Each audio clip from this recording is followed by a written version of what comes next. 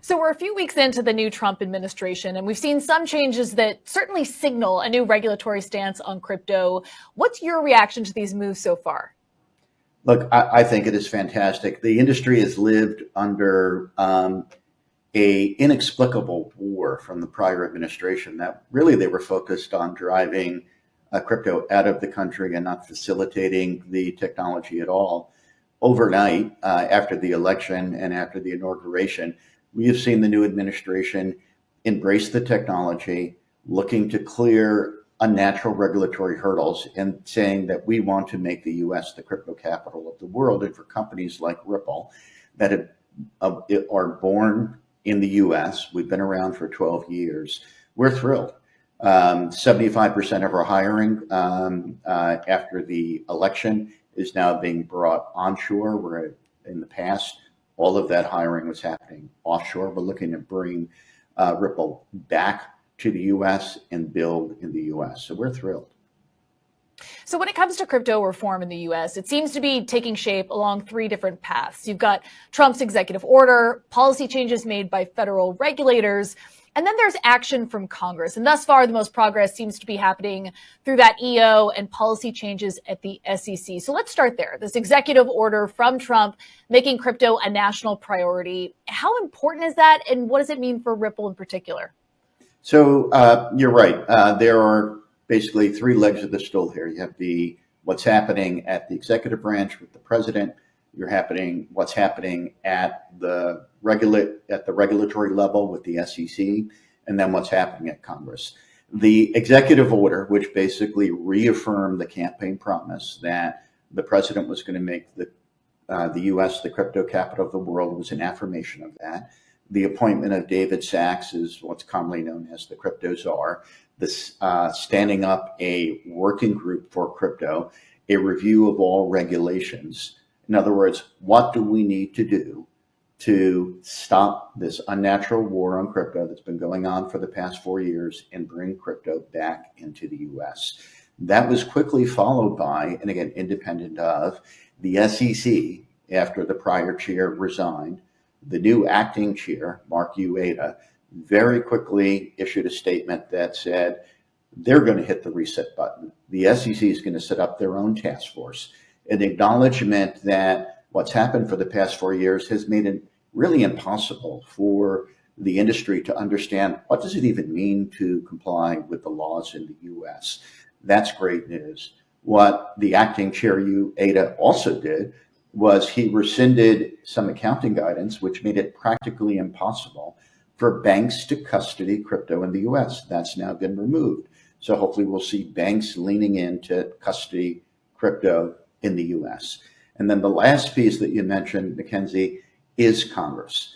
And part of the executive order is a directive to David Sachs and the working group to come back with some recommendations as to what clear rules and regulations ultimately adopted by Congress can look like in the U.S.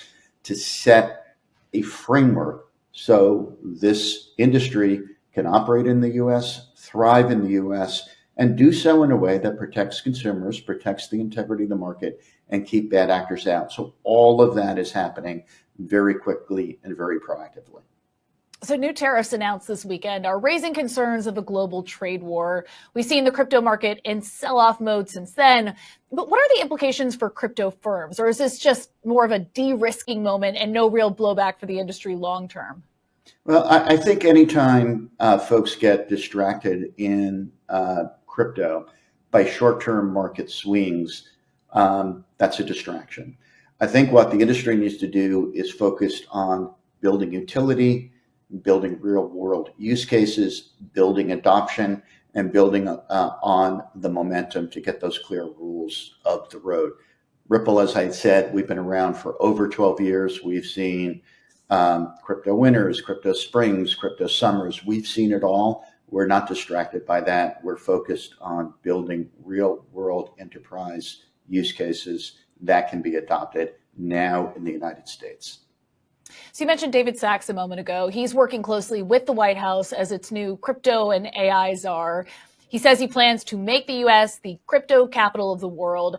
Have you or Ripple been involved in that initiative? Have you spoken with Sachs or other members of this new council about what we might expect to see in the months ahead? Yeah, so we know David Sachs. We have been in communication with David Sachs. He, I think, is thinking about this thing the right way, and he is inclusive. He's looking for the industry to partner, a private-public partnership, to partner with the U.S. and with the administration and with the regulators to decide what do we need to do to really make this happen. So yes, we have been in contact with David Sachs. I imagine others have been in contact with David Sachs. We know him. We think he's the right person for this job. So one other big area where members of the industry have fought for progress is in crypto regulation from Capitol Hill. I know that you said that, David Sachs, part of his job remit is to come up with recommendations for lawmakers. But have you or the Ripple team talked with members of Congress on that point? Are you anticipating any sort of bills to be tabled in the next few months?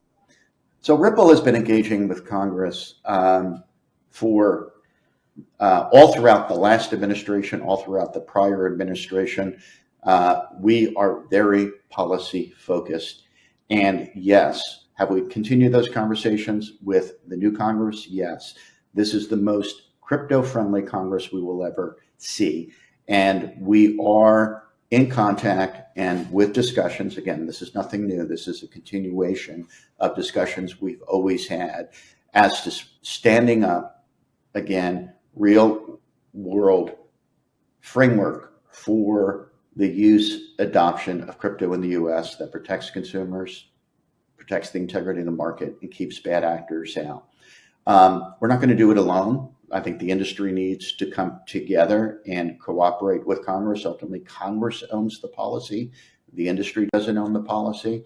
But I think we can get there. And I do think that we are going to see some really good legislative process this year, maybe even a statute signed this year, both in terms of what we call a market structure bill, something that covers all aspects of how a crypto market would need to be regulated in the US, which would include everything from stable coins to potentially decentralized finance.